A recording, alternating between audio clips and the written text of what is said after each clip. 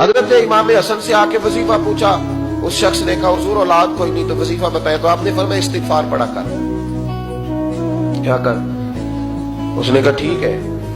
تو حضور پھر میں دوبارہ کعبہ ہوں، تو امام حسن کہنے لگے بے اولاد ہے نا تو استغفار کا وظیفہ بتایا نا؟ کہا ہاں۔ فرمانے لگے اب اس وقت آنا جب اللہ تجھے 10 بیٹے عطا کرے۔ کتنے؟ 2 4 نہیں، 10 ہی کہہ دیے۔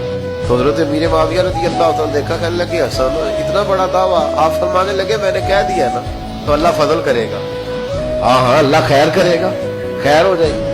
وہ شخص کئی سالوں کے بعد آیا، کئی سالوں کے بعد، تو حضرت امیر معاویہ کو بھی ساتھ لایا، کہنے لگا حضور اللہ کے فضل سے اللہ نے 10 بیٹے عطا فرمائے، پورے 10 ہی اللہ نے دیے۔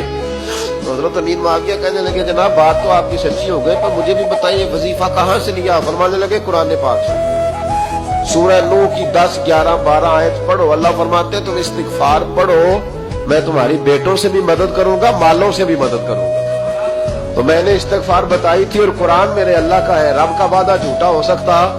فرمایا 10 بیٹے ملنے تھے، میں نے کہہ جو دیا تھا۔ اور میرے بھائیوں یاد رکھیں، استغفار اللہ کی رحمت نازل کرتا ہے۔